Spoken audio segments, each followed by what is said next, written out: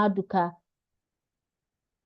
holds an MBA from the University of Leicester, UK. She's currently the GM of Corporate Services of Falcon Corporation, a midstream oil and gas company celebrating its 30th year of operations. With over 23 years of progressive experience in the oil and gas, development, financial services, technology, and global consulting industries. She has diverse functional expertise in business operations, administration, competency management, change management, performance management, and organizational development. Dr. Maduka is also an advisory board member of many committees. She's a global professional in human resources, GPHR, and an associate member of CIPM. She also has many certifications with various esteemed and internationally recognized citadels of learning, such as University of Cambridge, Lagos Business School, and World Safety Organization, amongst others. Dr. Maduka is married with 2 sons and has an HR consulting and coaching practice called Sylvia Sparkle Consulting.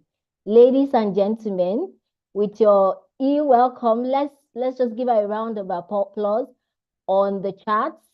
Let me see us welcome her gallantly. Let's do it the AHRP way. I can't see anything on the charts. Please, let's mute ourselves once we come in. Let's mute ourselves. This session is being recorded.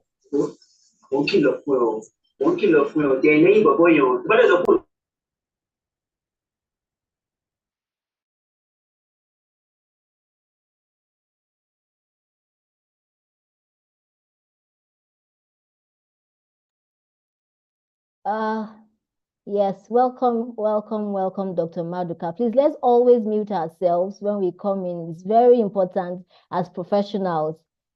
The first thing you do once you join is to, just to mute yourself. So I would like to give the floor to Dr. Maduka. Please, Dr. Maduka, go ahead. Thank you. All right, thank you. Hello, everyone. Good to see everyone from all over the place. That's really lovely. And I'm excited to be here. Thank you, Shola, for that. It's always nice to speak to HR people. It's good when we come together to share, to learn, to unlearn and relearn. Okay, so today's topic is very exciting. It's exciting because, first of all, the topic is really relevant to today's businesses, and it's really something. I hope you can hear me well. I hope my audio is good. And it's really a topic that I think all of us can learn from. And even if you're doing it already, it's something that you can just rehash your point of view, see a different perspective. And even if it's not something that you're doing, it's really something that you should learn, or at least keep your eye on it, workforce planning. So I'm going to quickly share my screen. Because I've been to a lot of these AHRP trainings, which are so exciting and wonderful. I don't want us to also get bogged down by the slides that are on the screen as well.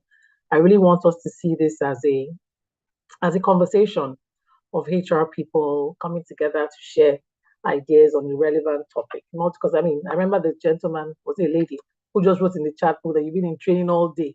This is not another training. This is going to be like a masterclass, a discussion on a different perspective on HR, one that is really relevant to all of us.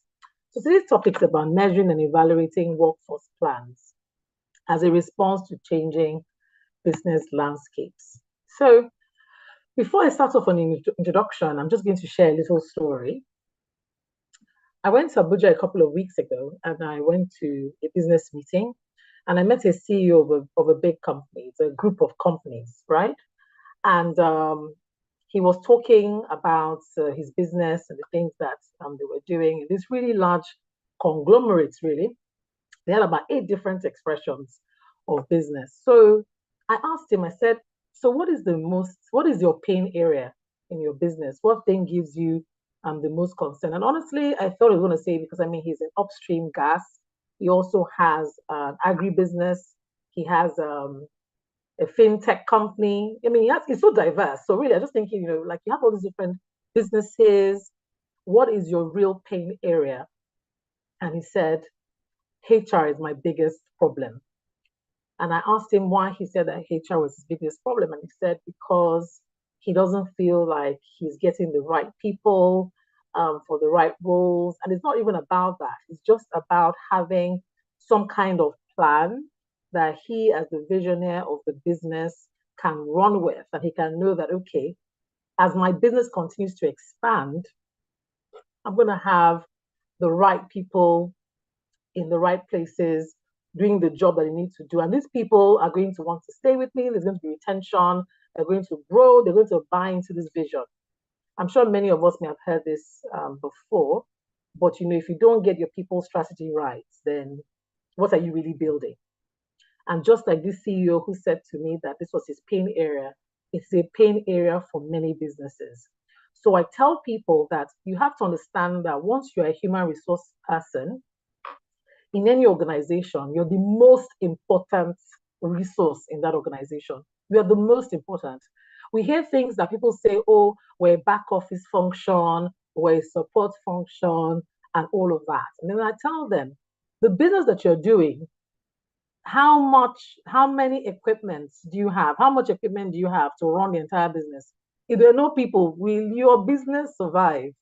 Yes, we're getting into the AI age. We're not there yet. And even when we do get into fully the AI age, people are still going to be needed to operate said machines, to program them or to run them.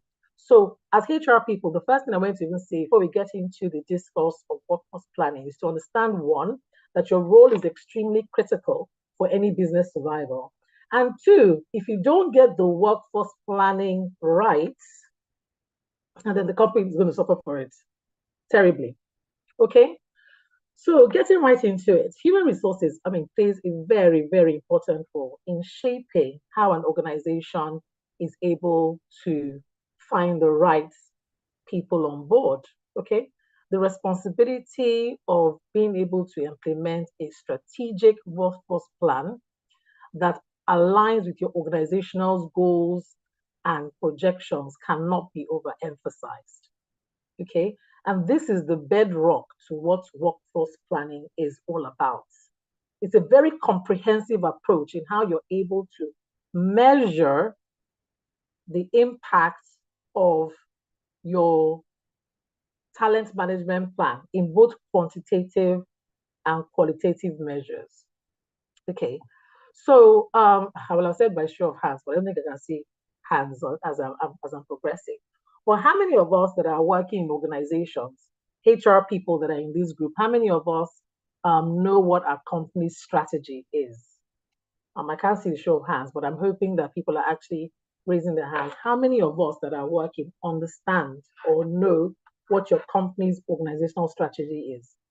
And I don't mean what they're in the business of doing. What is their strategy? Their short-term strategy, their mid-term strategy, and their long-term strategy. Before we get into any kind of workforce plan, you're going to have to understand that. Where is the company going? So it's not just you come today and then your business line manager will tell you, oh, I need 4 people in operations, I need 3 people in this one, and then you just put all those things down together and then you say that's your workforce plan. I know people do that, but that is not what the science of workforce planning is about, okay? So you have to be able to apply a lot of analytics to do this properly. But before you even begin to put in the tools and the analysis all up onto it, you have to understand what is your company strategy. If you're new in a company, taking a HR role for the first time, or if you're even already in a HR function, you need to first of all ask the company if they don't have a documented strategy. You have to find out where the company is going. You have to find out where the company is going, and you have to understand it. Many HR people, well, I can't say myself inclusive, but that used to be a long time ago. I really had a real fear of numbers. I hated it. In fact, one of the reasons why I was trying to angle into human resources, apart from the fact that I enjoyed, working with people, I just didn't want. I didn't want the headache of numbers. I started off my career in investment banking, And in primarily, initially, I thought if I get away from this analytics and investment banking, I can just stay in HR. At least HR, there are no numbers. I don't know how many of us have not had this experience before. I know I'm not alone here with that thing, right? But the truth of the matter is, to do HR effectively, you must be a numbers person. You must love numbers, because numbers is where the data is, and it's from the data that you can make inferences that can allow you to make informed decisions, right? So the first thing is, what is the company's strategy? How does the company make money? How does money come into the company? What are the value lines of the business? Now, this is if the company doesn't have any documented strategy. If they do have a documented strategy, take the strategy document and you must read it. You must deconstruct it and understand it, so that when you want to make your workforce planning, of course, is a long organizational plans. But if they don't have that, as many smaller companies might not have, you need to understand the value line of the business. How do they make money? How does money come in and how does it go out? So important. If you understand that, then everything you're going to plan around it will be something that will be value adding, and not just, you know, HR in a bubble that is far out of touch from the business. Okay. So workforce planning, first of all, starts by analyzing the current workforce and forecasting based on industry and HR trends. You have to be able to forecast. Workforce planning is something that is futuristic, right? Is your forward-looking documents on the workforce that you're going to need aligned to your organizational strategy. That is one of the first things you have to do. It's a foundational process that goes far beyond just filling job vacancies. You know, that is not what workforce planning is about. It's about who are the people that we are going to need in the medium to short to long term that are going to be able to deliver on the company's strategic objectives. It's a very comprehensive way of assessing both past trends and the present and the future talent requirements, okay? And then using a strategic approach to fill those needs. So the first thing, as I said, is understanding the organizational strategy, right? Where is the company going? How does the company make money? And then dividing and dimensioning the organization into critical roles. Now, which roles are important to be able to achieve the objectives? As I said, workforce planning is very futuristic. So you're looking forward. And of course, you're also not going to do this in a silo. You're not going to just do, HR doesn't just sit down alone in their office and then work out the workforce plans for the organization. You're going to have to also engage your stakeholders. Now, the stakeholders are the business leads, the business drivers in your organization. And then you have to talk to them, not asking them how many roles do they need. I've also seen HR people doing that. They just go around and say, so operations manager, how many people do you need this year? IT manager, how many people do you need this year? No, you're going to talk to them about their part in delivering on the organizational strategy. That is why the first thing is that you have to understand what it is that the business is trying to achieve in that particular year, and medium to long term, say for 5 years. So if you have a company that even has a longer term strategy, even better for you, right? And in every point in time, like at the beginning of the year or the end of the year, depending on when you do your workforce planning, you have to speak to them to ask them, based on your understanding of the strategic documents, how is their department going to deliver on their assignments? When you understand that, then you're able to look at the people that they have within those teams and identify whether that will be enough in terms of skills and competencies for them to be able to achieve their objective. So this is not just something, workforce planning is just not some desktop assignments that human resources are tasked with. No, it is a real catalyst for organizational growth and performance. There's actually no other way you can do that if you don't have good workforce plan processes in place. Okay, it can lead to the company's advancement, bring new innovation into the company, and really allow the business drivers to get on with the work of doing their jobs because they have the right skills and competencies either in the organization at the time or shortly coming into the organization. Right. So workforce plan, as I said, you're going to have to really enjoy looking at data because it's really all about the data, right? You can't make inferences alone from qualitative information. So you're going to first start off with doing a lot of analysis. You have to understand in measurable ways the company's overarching objectives, as well as mentioned, the strategy, right? You have to look at the HR dashboard. What is the existing workforce composition that the organization has? What skills and competencies are available within the organization, right? So you have to have your own competency dashboard of the organization. You have to know. So we have 5 project managers, we have this, we have that, we have, depending on how large or small your organization is, HR will need to have a good idea of the composition of the existing workforce, skills, competencies, age, gender, all of that is very important for you to be able to review so that when you're forecasting for the future, you're looking at what you have within the organization to be able to make predictable inferences about the future within your organization as it relates to the people requirements. Okay. So you have to be able to tailor your workforce plan to the organizational objectives. You have to tailor it. You can't have a workforce plan that is just sitting on its own. I'll share another story about one of the HR lady that I worked with in her coaching experience, right? So she was new in this organization and they asked her to give them a workforce plan.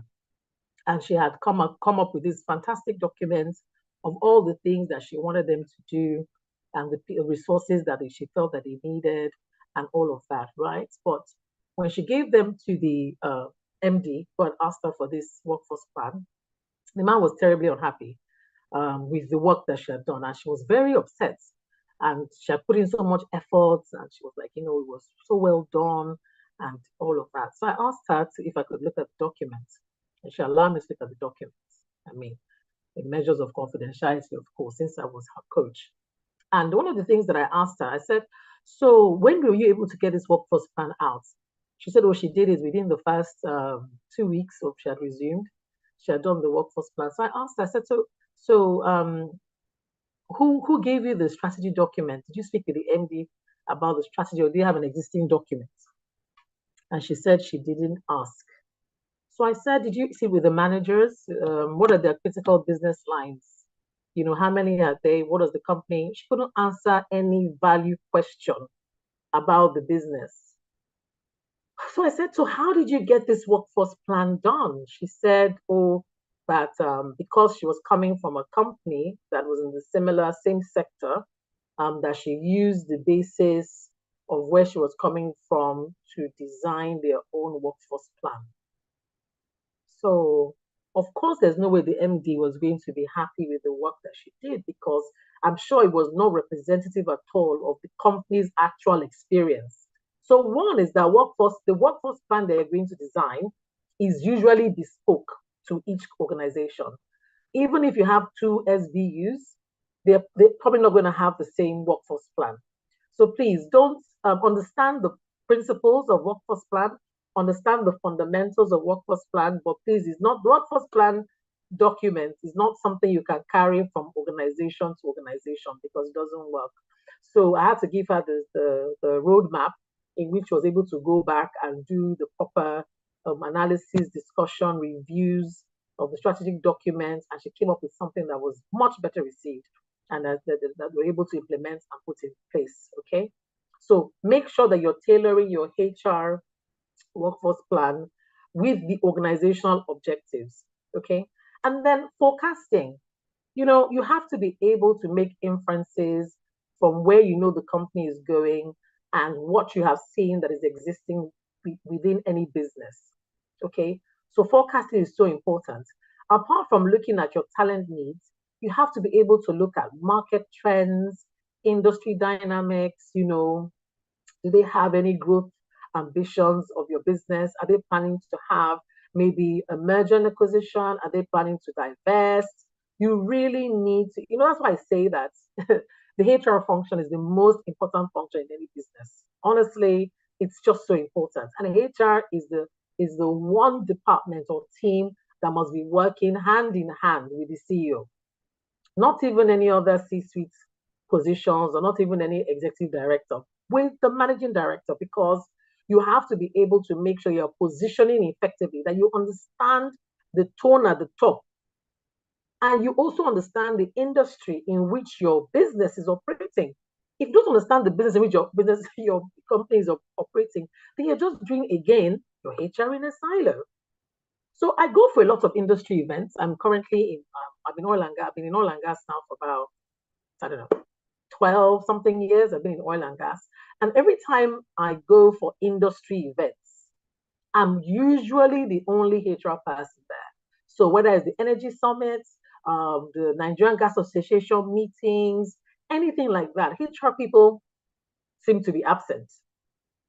And I wonder, how are you going to be making effective HR decisions when you don't understand where your sector is going? You're not going to be able to plan effectively. You can't forecast because you're not clear where the sector is going.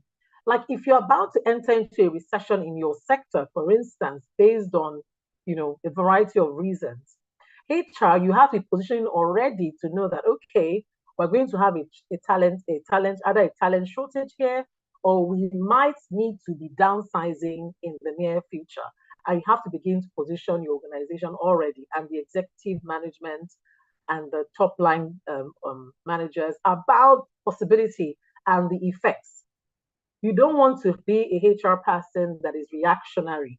Something happens and then they give you an instruction you have to implement. Something has happened, and then they give you an instruction and then you have to implement. It's just not the way HR is supposed to go. So to forecast, you need to understand not only your business strategy, but you have to understand your industry. You have to understand the factors that affect that business that you are currently in, so that you can make a workforce plan that is resilient and that is also going to be effective for the organization. And then you have to do a gap analysis, right? You have to be able to look at your current workforce and see where you have gaps, right?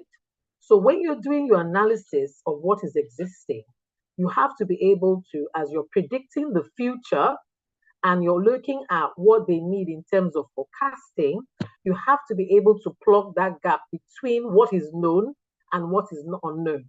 And then sit your workforce plan in the middle of that gap. All right. So what skills do you have in your organization? What skills do you going to need for the future? Now, workforce plan does not mean everybody you have to resource from externally. Sometimes you can resource internally through succession planning. And for succession planning, you need to also get that employee ready for the next level. So you have to say, if the employees that we have now, what skills do they have? What skills are they going to need in the future? Is it going to be training? Is it going to be job assignments? Is it going to be job rotation to get them ready? So the same way I've told you that in your workforce plan, you have to have a short, medium, and long-term plan. You have to have external resourcing and internal resourcing. So external resourcing is where you know you're going to need to recruit certain positions, because when you've done your analysis of what you have internally, those competencies are missing and you need them because they're critical. And then for the internal resourcing, you have to look within your organization to build out a succession pipeline for the short term, for the medium, and the long term. And then identify who can move, when they can move, and how their competency is going to be defined, either by training, as I mentioned, job assignments, job rotation, and things like that. Very important. Okay, so as I said, when you're doing the external workforce planning that involves recruitment, you're going to need actually a very well-developed recruitment strategy. Okay, so we have some organizations where unfortunately you have leadership that feel that recruitment is something that they are supposed to be responsible for. It's shocking how many MDs I've spoken to in my career that feel that they are the ones that are in charge of recruitment. They go up to a party, they meet someone, the next Monday, HR has a CV, recruit this person. They go for a training, they come back with a CV, recruit this person. They get an email, they get a CV, they give it to HR, recruit that person. I don't know how many of you have been in that situation. I know I have been. And it can be extremely frustrating because you have a recruitment strategy. Okay. And this recruitment strategy is how are you going to attract this talent for these skills that you need? It's not everybody whose CV is good that is great for the job. So, what is actually your recruitment strategy? You have to tailor it to your organization's unique needs and objectives. If I give you an example, in my organization, we have two types of ways that we get people into our organization. One is from personal recommendation, just like the examples I gave above, and then we also use external consultants, and then we have direct recruitment ourselves. So that means we can actually go on LinkedIn, see someone that the CV looks good, and then we approach them directly. But it doesn't stop there. So for all positions in the organization, we must do something called an assessment before you even get into the interview stage. And this is a way that we use to weed out people that come into our organization because we have people that are so skilled in doing interviews. In fact, they probably have like a PhD in interviews. They can out interview anyone with the right answers. But then you employ them and then they don't perform. We have that. So your recruitment strategy has to be one that you're going to get people that will be effective on their role. So in my organization, we have three types of assessments depending on the cadre that you're coming into. One is we do recruitment, we do an assessment that is a technical assessment where you have to produce some measure of reports or information that is kind of akin to the role that you're coming in for. And then we have the other ones that are case studies. We give you case studies for more senior people, and then sometimes we also give you presentations that you need to do. And then when you screen through that, then you come in and do the actual interview. So HR, please make sure that you have a recruitment strategy that is going to help you get the kind of candidates that you need. Like for instance, in my organization, we don't do career fairs at all because we don't usually recruit at that from that level based on the kind of jobs that we have in my organization. Going to a career fair in a university is not going to be effective for us because we're not yet at that stage where we can have graduate interns. Our organization is not big enough at this time to have that kind of thing. It's something in our long-term workforce plan. So in year 4, 2 years from now, is going to be something that we'll implement, but it's not something that we can use in this current strategy, okay? So for HR, please make sure that you have a very robust recruitment strategy that is aligned to how your organization needs, how they need to recruit people, and also to get the right skills and competencies required for the job. All right. So when you're implementing this your recruitment strategy, you have to also have a keen eye on tracking what are the goals and how are you monitoring that this is effective. How do you make sure that your recruitment strategy is effective? So we have different ways that organizations track recruitment. Some is after 3 months, some is after 6 months if the candidate performs well. There are different tools I'll discuss in the next slide. And then also make sure that you're evaluating the effectiveness of this plan. You have to be able to gauge these new hires that are coming into your organization. How are they performing? What is their retention rate? Do they stay? Do they have correct alignment with the organization objectives? Because it's a continuous loop, right? So you don't just recruit the people and then they come in and you say, yes, I've ticked off on my workforce plan. I was going to recruit, 10 people, and I recruited all 10. Are those 10 effective? Are they productive? Are they aligned to the organizational vision? Even behaviorally, how are they behaviorally? And how are they assimilated into your culture? Those are matrices that HR people have to be keeping a keen eye on. So when it comes to actually analyzing quantitatively, whether your workforce plan is effective or whether you have something in place that is successful ultimately. So one that's a very common one and a very effective one is time to fill. How long does it take you to fill a position from the moment it becomes vacant? Because if you have an effective workforce plan, sometimes you can even anticipate the vacancy, potential vacancy in your organization. Now, this is not a workforce plan. This is something that sits on your culture, employee engagement, and things like that. So many HR procedures are usually intertwined in terms of their relevance and effectiveness for one. So for time to fill, if you have a good culture, you're able to anticipate the vacancy of positions sometimes. And then when you understand that, then you're able to proactively even begin to recruit. And that's happened to me many times, actually. So even before it becomes officially vacant, HR is already aware that there's soon to be a vacancy. And then we already sometimes even work with incumbents to get somebody effective to fill that. But if you don't have that, measuring the time, how long it takes you to fill a vacant position is very important. The shorter time you spend to fill suggests a very efficient recruitment process because you're minimizing disruptions caused by unfulfilled roles. So how is it calculated?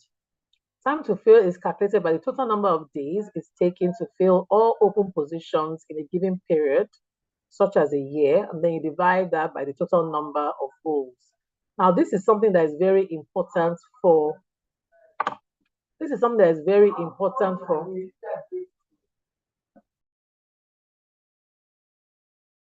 This is something that is very important in your end of year reports or your mid reports, depending on whatever it is that you have that you present to management.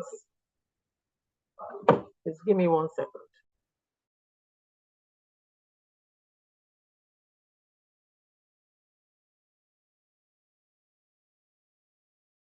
Hey, while we're waiting for, okay, she's back. I'm back. Apologies. Okay, all right, that's fine. So the time to fill is a very important metric that is useful. If you don't use it to report to your executive management, I would advise that you do that. It shows your efficiency ratio as the department is going up. But even if you don't have that, you don't need to present that to executive management. You should still have that for yourself as a HR unit to see whether the way in which your recruitment is effective or not. Okay. Then we also have quality of hire. You have to assess the people that you put into the workforce, evaluating how well these hired individuals perform in their roles. So there are many ways you can do that. There's performance reviews. You may have specific productivity data within your organization, and then you can ask for feedback from your managers. What is so sad, I don't know how many of you have had experiences with Pure, right?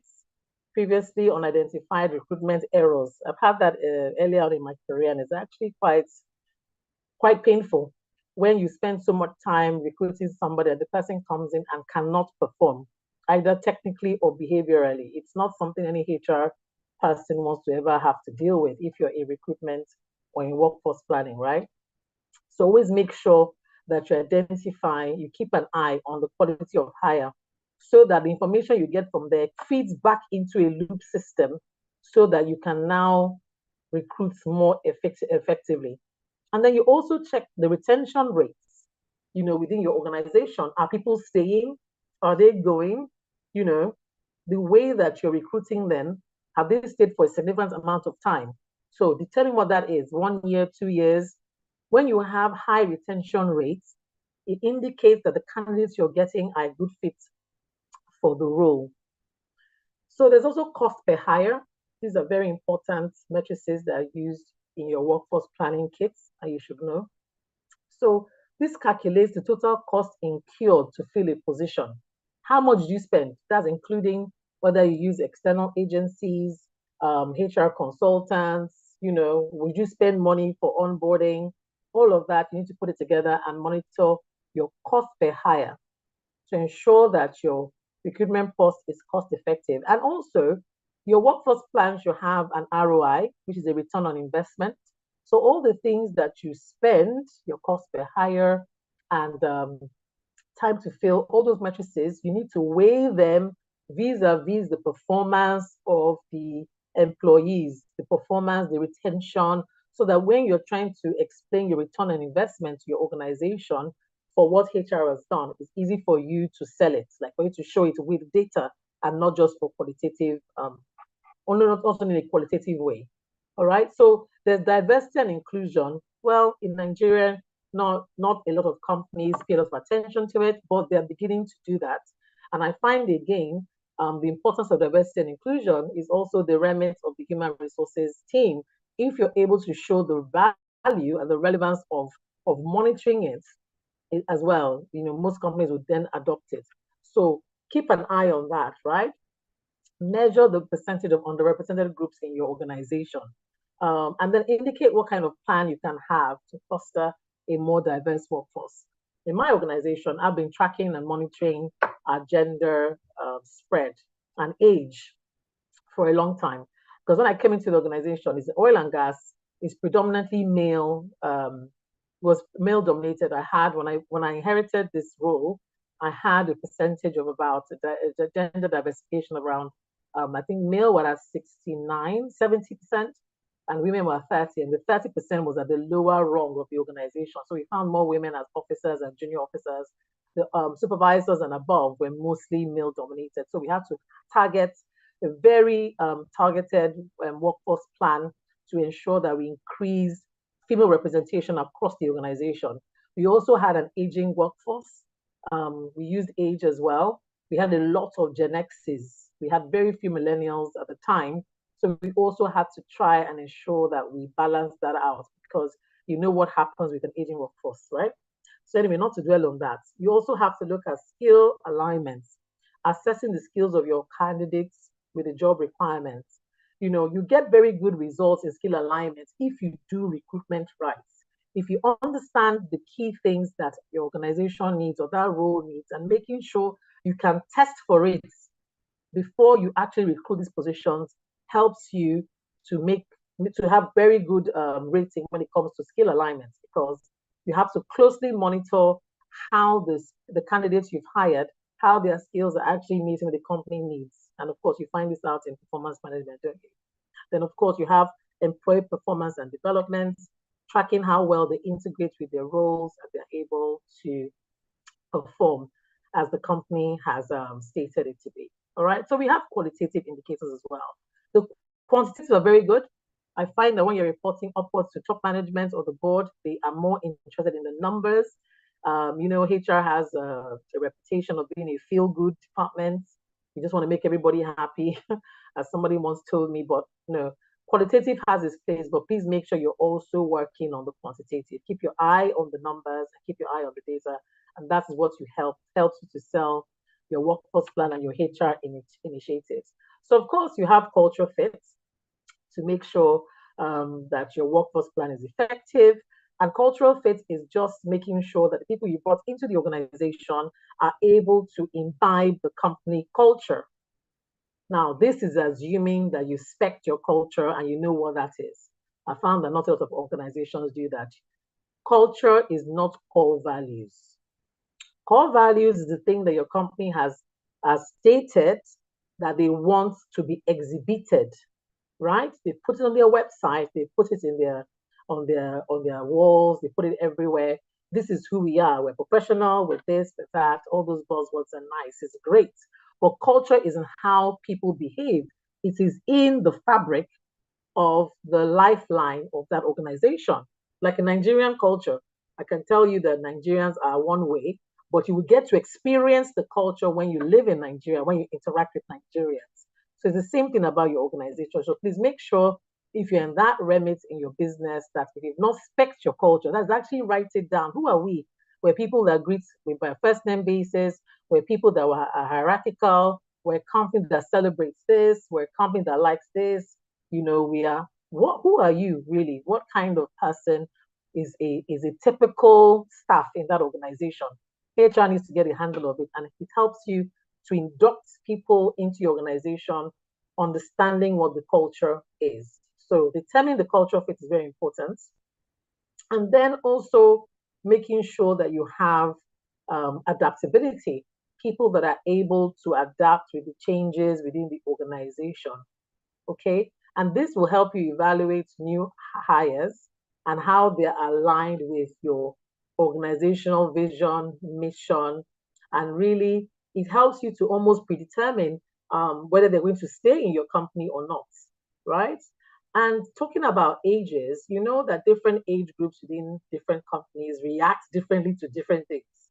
If you're fortunate to have Gen Zs in your workforce and you have millennials in your workforce and you have Gen Xs in your workforce, you know that your HR strategies and processes must be very, very dynamic, right? You can't have one because these three particular age groups need three different ways in which they can be motivated. Okay, so it's very important for HR to also keep an eye on that. So when you have new staff that you have recruited in your workforce plan, making sure you keep an eye on the qualitative success factors can help you as well to forecast their retention, their adaptability, and their performance really ultimately if you have done the specking properly and recruited the right people. Okay, and just to go over again some of the qualitative um, indicators of success. Now, that's to make sure you people that you've gotten in are going to be successful. Is the employee morale high? Are they happy to be in your organization? When you do employee engagement surveys, what are the results of that? Do new hires contribute to innovative problem solving? Do they feel engaged in their groups, in their teams, in the department? Are you seeing them positively bringing changes or ideas to their teams? Those are things that you can use to assess whether this is going to be an indicator of success, a qualitative one. Okay.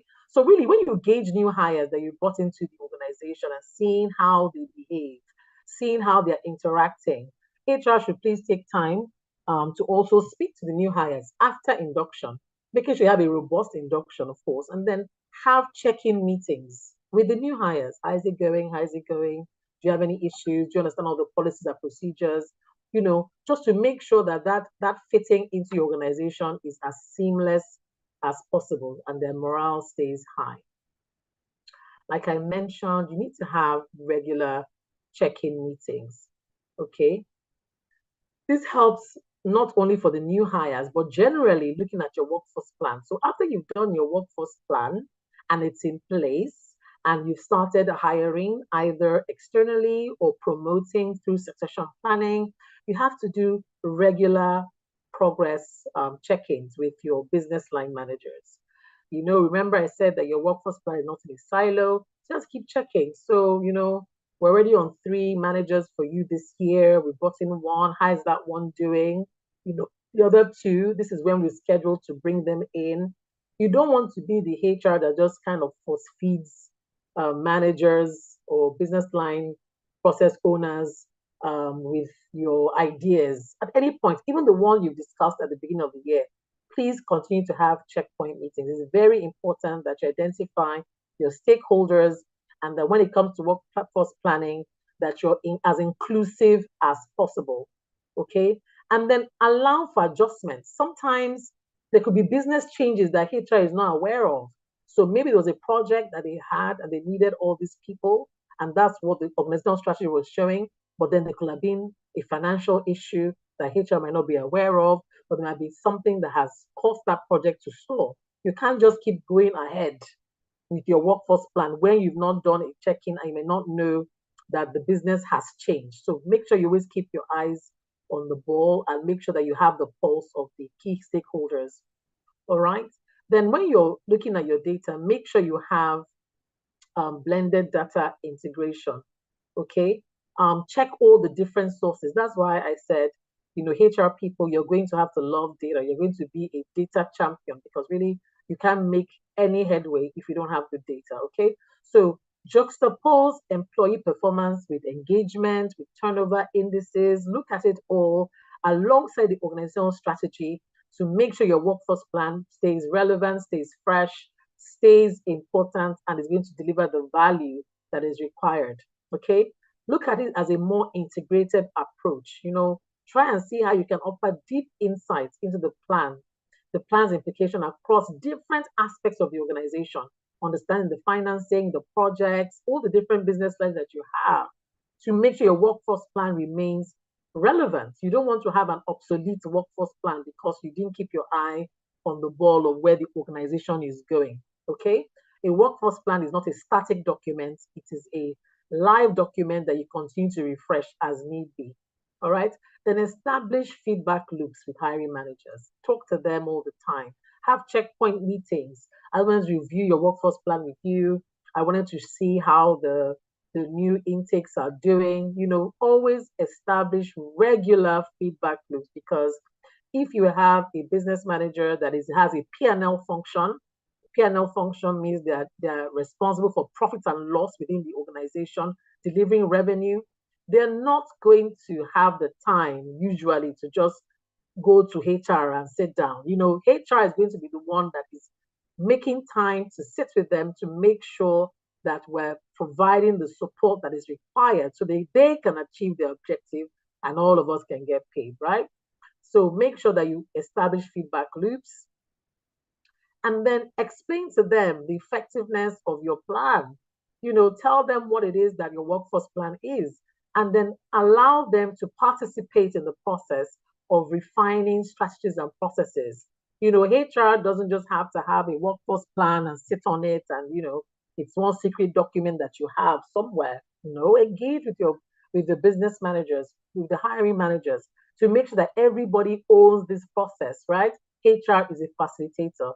HR is the one that's supposed to ignite the process, consolidating everything together. Okay. Then, if you can, try and benchmark against industry benchmarks. If you can have access to the data, one of the problems, unfortunately, we have in Nigeria is access to data is quite limited. So, if you do have access to that, do that. In my company, we do compensation analysis a lot because it helps us with our talent mapping and ultimately our workforce plan, right? And that is because we need to know whether we're competitive. Are we paying well? Are we going to lose our staff because of compensation? It's only one of the key matrices, right? So we have that data that we do biannually. It's very important for us to do that. But if you don't have it, try and find if you can have any other sources that might be readily available that you can look at, because industry benchmarks are so important. They help you to have consolidated data that you can also use to sell any of your initiatives or HR practices that will help your workforce plan. Okay. So when you're aligning with industry practices or best practices, is always an easier sell, when you're trying to sell whatever it is that is required, especially with recruitment. And of course, there's recruitment costs, there's cost to business, so all of that, when you look at that data, you're able to benchmark that with some readily available or relevant data. It will help you to sell that initiative in much better. So, of course, predictive analysis, so important. You have to be able to leverage predictive analytics. So if you come from a bigger organization, then you might have HR tools that you use already that can help you spool a variety of reports and so many things. But I do, however, want to give a note of caution about when you're using HR software, because I've run into a data analytics also. She was a HR data analyst, right, who was trying to get a job in a company that I was recruiting for. Well, I was sitting on their panel, and she had a fantastic CV. She had worked in great places, but unfortunately, she didn't really understand the fundamentals of HR analytics. What she did know how to do very well was to use one particular software very well.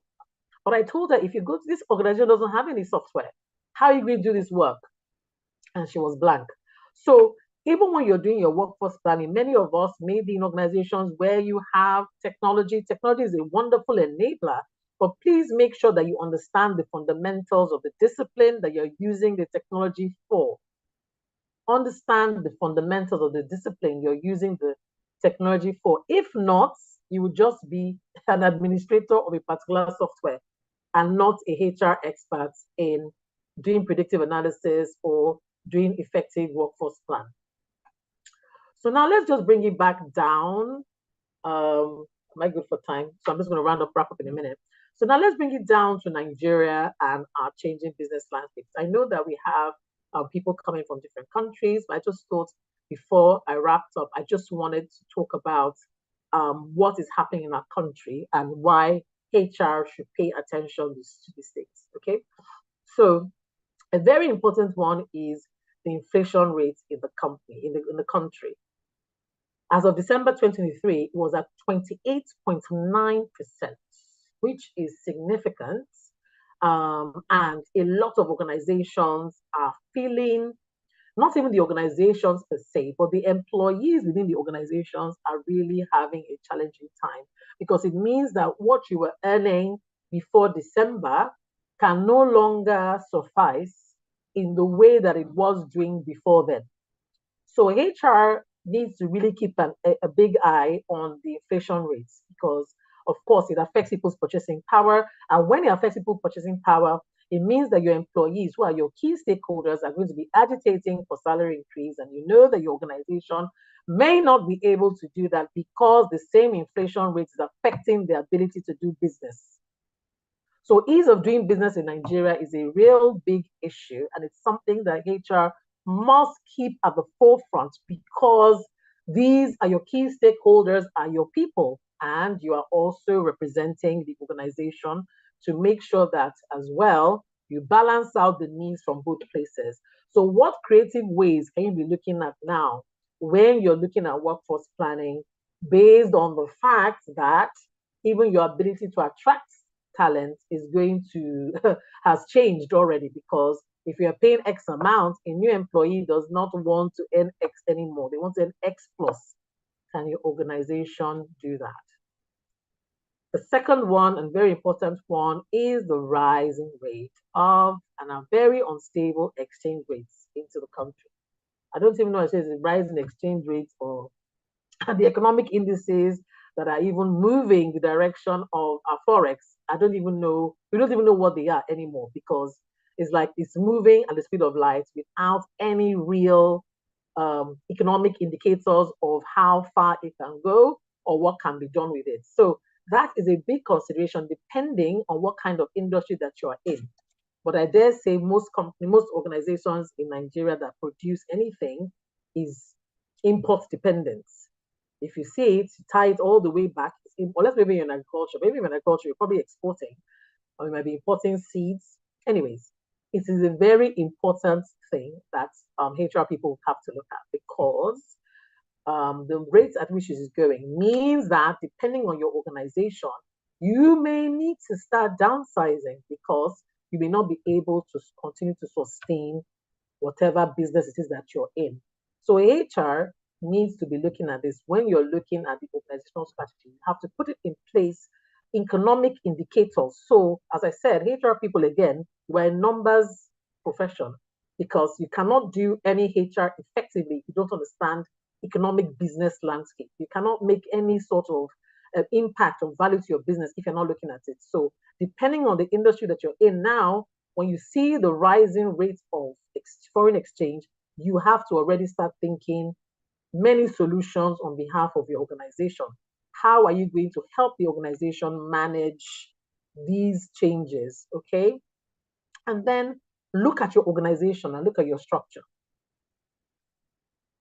What kind of structure do you have?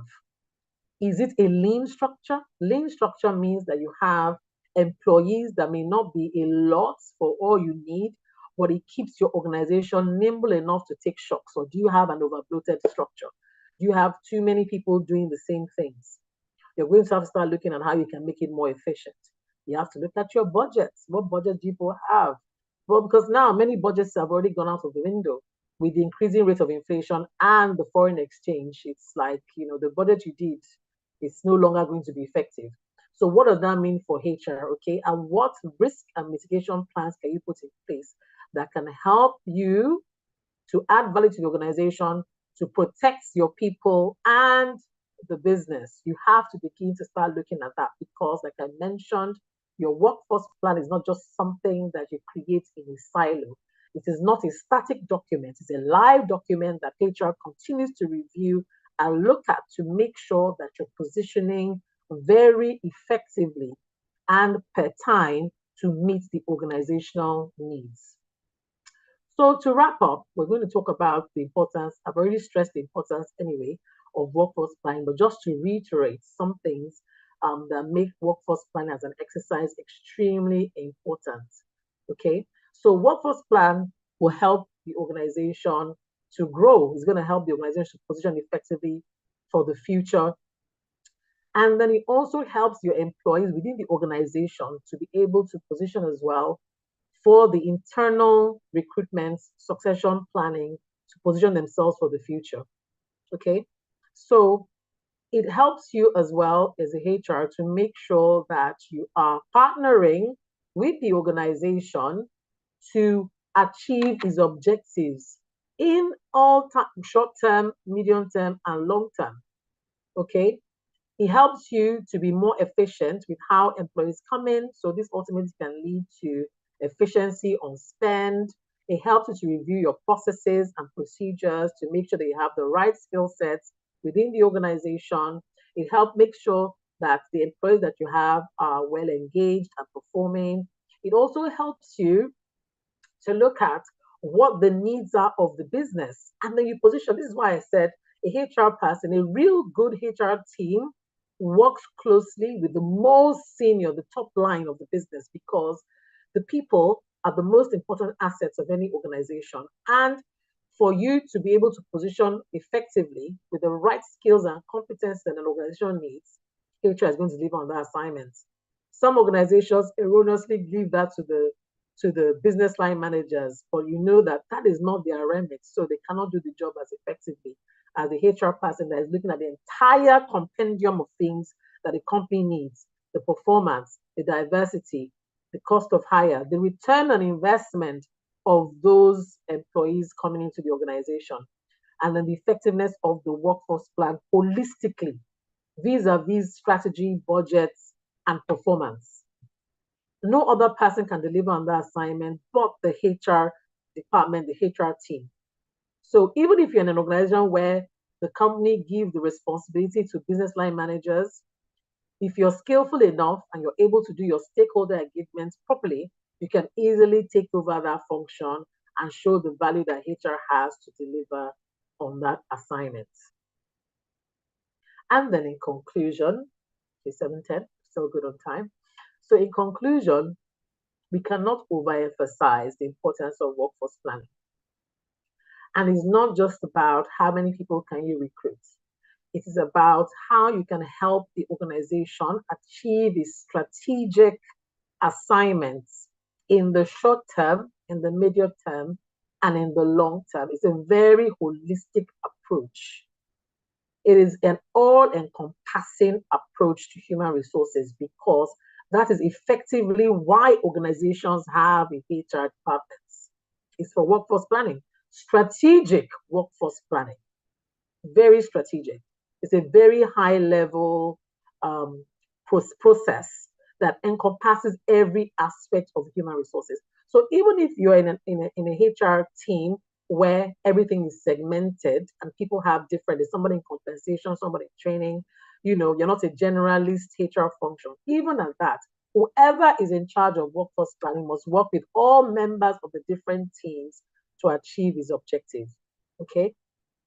And the success of a good workforce plan is not only in the positions that you have filled, but in also how the company has been impacted positively. Has it grown? Have you been able to show organizational performance? What has been the long-term success, retention, competency development, but ultimately organizational performance. As a HR person leading the team in workforce planning or contributing to it, you must always be able to measure and show the return on investment on the workforce plan. Thank you very much. That brings me to the end of my presentation. Yeah, thank you so much. Wow, thank you, thank you, thank you. Please, can we begin to put our comments in the section? What has been this has been insightful for me. What have you learned? Let's know your light bulb moment. While we're at it, I'll just talk about the things I have been able to bring out from here. You know, she talked about HR role being critical for any business survival, which is really important. I mean, without people, how is the business going to move forward? Another thing I wrote down here is about you don't you have to get the workforce right, or else you will suffer from it. If you don't have a strategic workforce, then how can the organization really move forward? You know, it talked about our responsibility to know about our responsibility is to develop and implement strategic workforce in alignment, you know, with the organizational goals and objectives. She talked about analytics being important. I mean, I was able to relate to when you said we all didn't like mathematics and like let's just go to HR. And I can tell us for free that it's not only here, even in the part of the world I'm in. I was in the conference and the same thing was said that a lot of people just moved to HR. So I could really relate with that as well. You know, talking about asking for documented strategy of the organization. You know, and what do they have? What document does the organization have before you start? What works for organization A organization you worked previously won't work for this one. So you need to really know what is happening here. She also talked about, just having a bespoke workforce, you know, document and not saying everything applies to all organizations. She talked about things to do analysis, forecasting, gap analysis. You know, in business analysis, they will say, do a to-be process and as this process of how it is. She talked about recruitment strategies, you know, how culture is important, and then spell out your culture so that once you're onboarding new members, you're able to tell them, look, this is what we believe in and all that. I mean, I will just stop there because my note is full, but I would like to read out people's comments. You has learned that it is important to know the company's goals and objectives, have a HR dashboard with data driven, make forecasts using data, look at industry trends, attend these industry events. Yes, it was a masterclass indeed. Patrick said very detailed lecture and impactful. Semil said very informative session. Can we get more? What are the things that stood out for you? And if you have questions as well, this is the stage in which you can put your questions on the comment, and you can ask Dr. Maduka. She's still with us here. Okay, there's a question here that says, how do we navigate a wrong hire, especially when it is behavioral? Well, while I wait for her to answer that, please let's put our questions and our comments, what stood out for us on the chat box. Thank you. Dr. Maduka, please go ahead. Oh, great. Thank you. Thank you, Imelda, for that question. Because I don't think there's anything worse than getting it wrong when it comes to behavioral. So I'll answer it from two parts. One is I'll give you tips that you can use to make sure you don't get a wrong behavior in the first place. And then I will talk about how you can correct it. So in your recruitment process, make sure you always test for behavior, right? You know, because the CVs that you're reviewing are already technical. So the person's technical competence is easy to identify. It's even easy to test. You can do all these assessments. So what you should do is ask behavioral questions in your interview. We do, in my company, we actually do behavioral assessment with an organizational psychologist. And that's because we have found that the impact on a bad behavior or a behavior that is not aligned to our culture is so detrimental to staff, not only to the person's team, but sometimes to the wider organization. So we went a step further. We have a PPPA, which is a personality performance profiling assessment that we do. It's like an MBTI, because sometimes people don't even know how they behave. They don't know who they are. They don't know what their motivators are. and why they behave the way they do. So we do that, and then we have them have a chat with a behavioral person. But what you can do that is less expensive and that HR can control is in the interview test for behavior. So one is ask them scenario-based questions. What will you do if? What will you do if? And then like what we also do is that I always have one. I do good cop, bad cop in my interviews. So I will have somebody who is just meant to um, be difficult in the interview and ask grating questions, just so that we can see when you're shaking a bit way, how do you respond? You know, when you're in an interview and then somebody's just asking you difficult questions, and nothing you can say can make the person happy. Sometimes you begin to see people's personalities by how they engage in the interview. And then also, when you ask scenario-based questions, make sure you have as detailed the scenario-based. So if this happens, how you deal with it? How do you deal with that? What do you think about this? So that the person, and always make sure the people are comfortable in your interview. Make them as comfortable as possible. Give them something to drink. Make sure they are at the point where they are relaxed.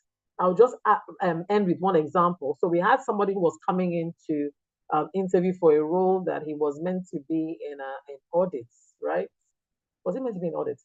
Anyway, we have a very strong policy on gift giving in my organization, cash, all of that. Is our ABC, anti-bribery and corruption policy, right? So we had this guy who was interviewing for a senior role, I think it was in finance. And so we asked this what if question, what if question, what if scenario, up until the point where he mentioned how if he if a gift is given to like his wife, he doesn't see anything wrong with it because, and he gave an example of a place where he's working where everybody does it. It's not like not as if you're giving cash to me, you're going to just give it to. So that was a red flag for us in terms of behavior. But when you do have somebody who is already exhibiting negative behaviors behaviorally, the first thing to do, of course, to have a chat with the person. Knowledge is the one that is the first indicator. Sometimes they don't know. I find that people don't even know that they behave badly. Some people don't understand that they are rude. Some things that they do are rude. So take that as the first line is to explain to the person. Your behavior XYZ is not really aligned to our expectation. You know, why did you do that? Try and inquire. Once you've told the person of you shed light on the person's behavior, and the person is still exhibiting behaviors that are not aligned to the staff culture, then you have to fall on process. What does your policy say about this behavior? And then action out the supporting penalties that are due that. But always first seek remedial when it comes to behavior, because many times people are not even aware what that is. They're not aware of their tone of voice. They're not aware of their interactions with people. So please, first of all, start with a discussion from HR. This is what we've observed. This is what I was told. This was reported. So the person can first gain illumination and then help the person on what is the expected behavior. After you've done that, the person still doesn't do it, then fall on policy and process and do what needs to be done. That'll be my take on that. Thank you so much. So I hope that is clear. She talked about testing for behavior and then having scenario questions, following on policy, remedial, if the person is already in the system. Thank you for that. So there's another question that says, how can we mitigate against a recruitment error? I think you've already answered, you've touched on that with this other question you just asked, right? Do you want to add something to that? Recruitment error? Yeah. Well, recruitment error is that you just have to do the work beforehand. You know, take time, don't rush. You know, sometimes you want to do a very good time to fill. You want to show that, you know, your recruitment from time vacancy opening to resourcing was a short time, but at what cost? So take your time to do it properly. Review the CVs adequately, do assessments to check, do assessments as much as possible. Doesn't matter the cadre.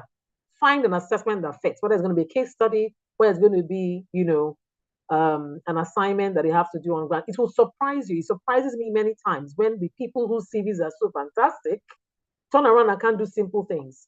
One interview I happened to participate in just recently, it was a very high-end executive assistant. She had worked in really high-flying companies. Do you know she could not put track changes in a document? Track changes, oh, in a document. She couldn't do it. She had never had a reason to do that. And she was coming to be an executive assistant for an MD, you know. So if you're not done the assessment, you will never have thought that. You have just been recruited, and next thing you know, HR is being called up to say, what kind of person did you get for me? Okay. So please, no matter the pressure, make sure you get the resourcing right so that you can mitigate against wrong hires. Wrong hires, I find, happens when there's a speed and you do only one type of interviewing, verbal interviewing. That's all you do. I find that when it's just one way, you sometimes make a mistake, and that is because some people are very good interviewers. They look the parts, they sound the parts, but they can't do the job. So please make sure that you weigh both interview for skill and then interview for presence and competence. That's how you can mitigate against that one. All right, thank you so much for that. Please let's fill the attendance form. The link is on the chat while we're at it. So the next question I have here says, how do you engage the Gen Z to comply with organizations' culture and follow ethics? I love Gen Zs. Personally, they keep the organization exciting. Because as HR people, we just had like an easy ride, didn't we? We had the millennials. We thought the millennials were, were stressful, but they're actually not. Oh. The millennials now are like in their 30s. The millennials are in their early 30s, right? So they are so much easier to work with. Now, the Gen Zs, how to engage them is that you first of all have to recognize that they are special. Gen Zs like to be rated as special people. Please do not throw policies at Gen Zs. It's not going to work because the moment you do that, they're going to feel slighted. So what do? Engage them. Have a forum for them, you know, make it casual, make it nice, you know, and tell them you want to hear from them. You want them to tell you what they feel about the organization, what they feel about this policy. Include them. Once you include them, then give them a fancy role. Like why we call them HR champions in my organization. We'll just call you and say you're a HR champion. You're now the one that is the custodian of one aspect of our culture. And they love getting responsibility. They love to feel included, they love to feel heard, and they love responsibility. If you're able to satisfy those three things, then you find that Gen Zs can be very, very effective employees. Also, be willing to take feedback. Be willing, because Gen Z will give you feedback whether you ask for it or not. They will tell you how they're feeling per time. So make sure that you have a HR where they're able to give you feedback. Okay, so when you say comply with organizational culture, and then there's just some things that you're going to have to look the other way with Gen Zs. One of it I find is attendance. You see that attendance is not going to work for them because they don't understand. All they want to know is, you want me to do my work, right? Why must I come at a specific time so that you can see me at a specific time? I've had that conversation, and it's the most interesting one because really, what is it for? So we as HR people, when it comes to Gen Zs in your workforce, you're going to have to be willing to deconstruct some aspects of your understanding or your culture or your policy to get what it is that you want from these Gen Zs, which is performance, right? If you happen to be in tech, just even forget about it. So just allow them to work in the way that they like. And you must be willing as HR to make a case for your Gen Zs when it comes to talking to management. You have to make a case for them. So it's very frustrating for them when we as HR now become the ones that the slave drivers, looking for them up and down, catching them out, and all of that. You have to be able to see them for the benefit they can contribute to your workforce and find a middle ground. Engage them, find a middle ground. And some things maybe you're going to, if you find it compelling enough, you might be able to make a case for them. But what I do know is that they are dynamic, but they are very resourceful, and they cannot be motivated or engaged in the same way Gen X's were or millennials were. They cannot. So you're going to have a new HR for them, a new way of thinking, and allow them to give you feedback. Be willing to take it and be brave enough to deconstruct or unlearn whatever it is that you have learned before about HR. Sometimes you hold on too tightly to some policies and processes, and if they're not effective or they're not efficient, then make a way for them, and then just be able to defend that to your management. I find that what is best. And if you can do that for Gen Zs, they are very, very resourceful and productive people. They can be. And they're not going to stay long because no Gen Z wants to stay with you for 3 years. So make use of them when you have them and they will swiftly exit. So already plan that. Just if they can give you 2 years, that's fantastic. I usually give them a 12-month cycle and then they're out. So that's what I would say Okay. about Gen Zs. Thank you so much. And she also just gave us a master class on parenting as well. Because I think it's the same thing. Thank you for that. Gloria says the high point for me is the recruitment error. Getting passionate people to work for you. Says my company folded up during the COVID-19 when I went for maternity leave because my boss was more of this person is my acquaintance and I can control them. He rejected my hire and paid for it even when I kindly suggested they were wrong hires. I mean, this is just corroborating what you have said about recruitment error and all that. Jumoke says, good evening, Dr. Maduka. I'm an HR generalist in an outsourcing firm. I handle the high-end recruitment part. How do we manage time to hire, considering that clients are decision makers when we present suitable candidates to them? Good question, Jumoke. But the workforce planning you'll be doing will not be as a consultant to a company. Workforce planning is usually for the organization that you're handling. So the workforce planning that you should be focused on will be the workforce planning for the outsourcing firm. Time to fill for your clients is very difficult to manage. You're so right when it comes to providing candidates for companies because you know how that goes now. They can give you the brief today, tomorrow they'll tell you one of the decision makers is not in the country, or they'll get back to you and they can't do that. So I wouldn't put that as one of your matrices for effectiveness with any clients. You cannot manage time to fill. Time to fill is for the human resource function where you are responsible for the end-to-end recruitment, right?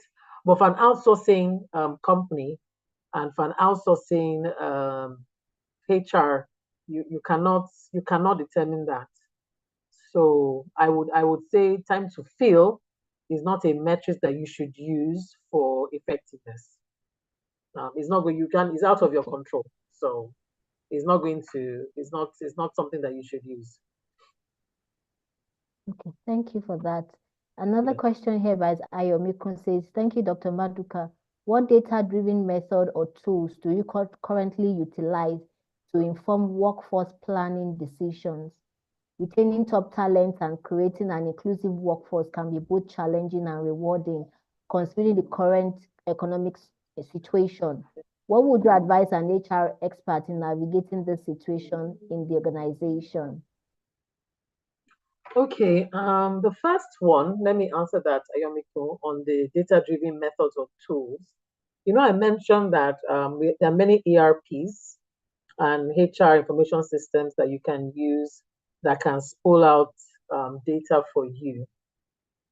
So we have an ERP that helps us. It's an ERP that we built in-house, but I still do a lot of my HR analytics on plain old Excel. I have all my data and I put in Excel. Now, the reason why we use it in Excel, even though I have an ERP that can do some end of it, is that when you're trying to do your workforce planning, sometimes I'm using so many different variables. I'm still looking for an ERP that can really help me do all because I have all manner of variables I use.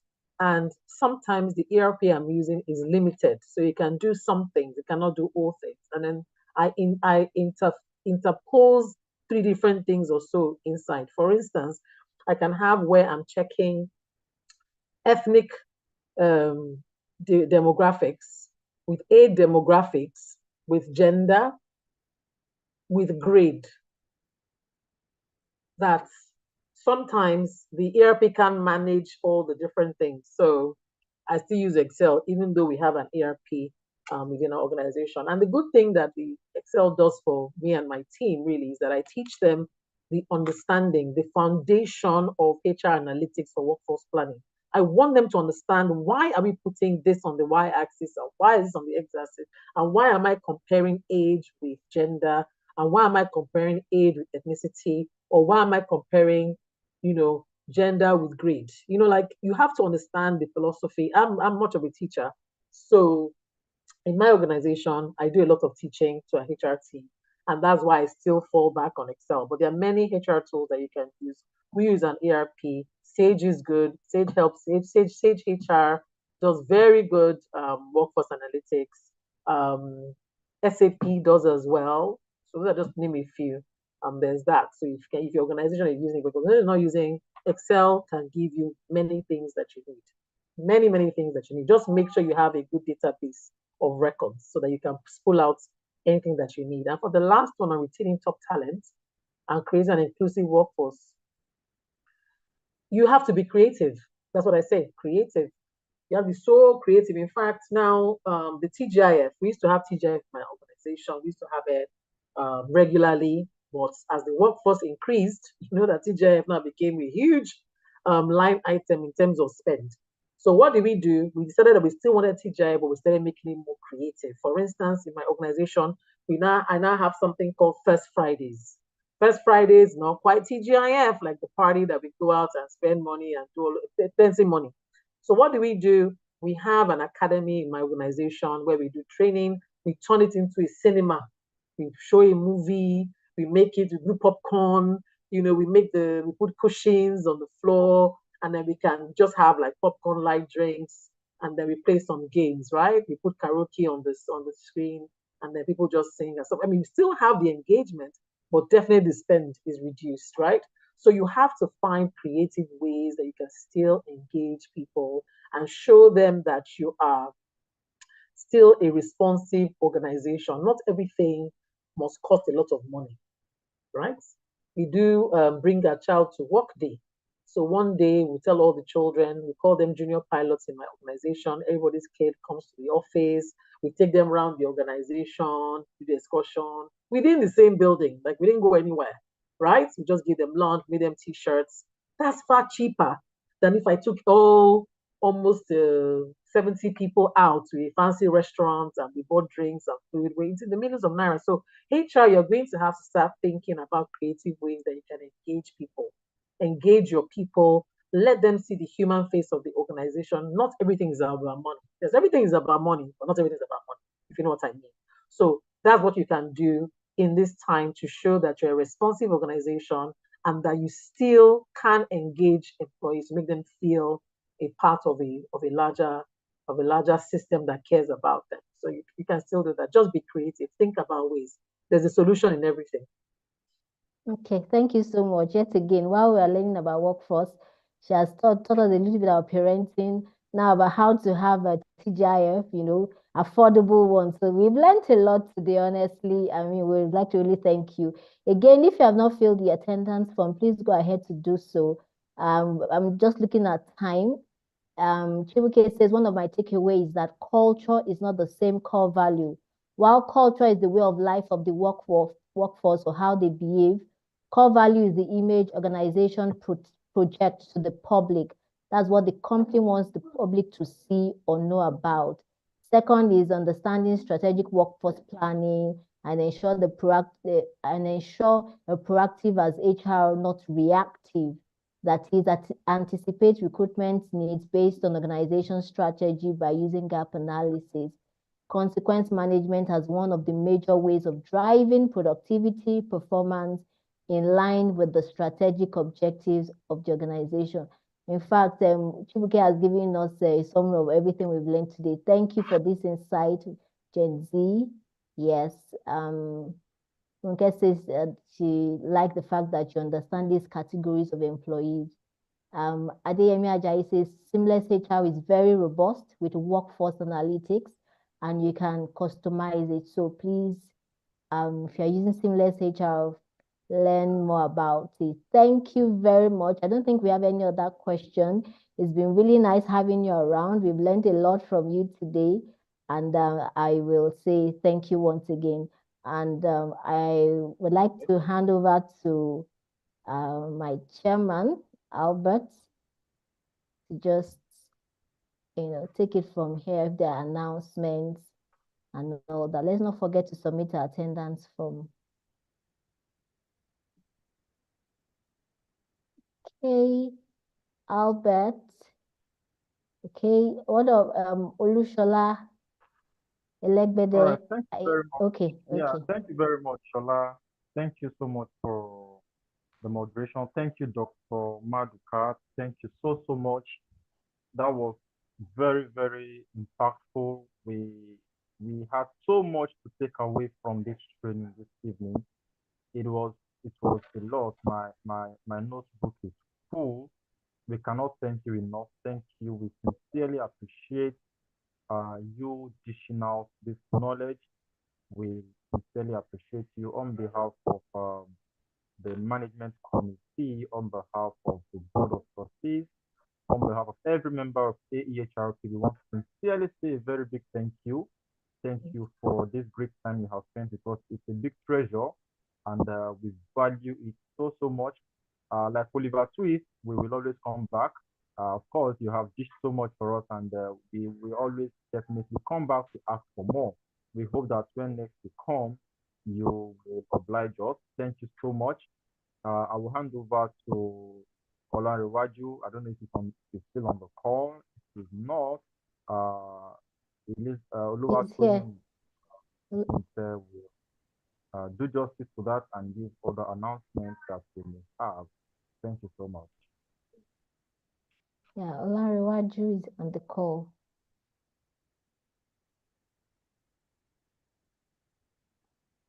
All right, thank you very much, everyone, and good evening. Dr. Maduka, thank you so much. I decided to stay in the background all the while you've been contacted for this, but I'm not disappointed, and I'm so sure everyone on the call is not disappointed. We say thank you. Of course, I won't ask you that. That I hope you know that the reward of good work is good work. Definitely will come again. So thank you very much. Thank you very much, everyone. I want to say God bless you and do have an amazing weekend. Next week is another time. Just watch out. All right. God bless you. Thank you.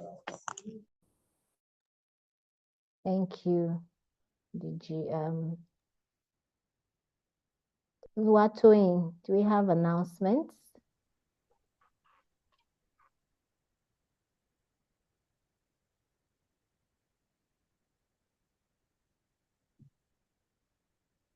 Okay. If there are no announcements, on behalf of everyone, the Board of Trustees, MANCOM, the committee chairs, I would like to say thank you once again. And it's enjoy your weekend, everyone, and see you next week.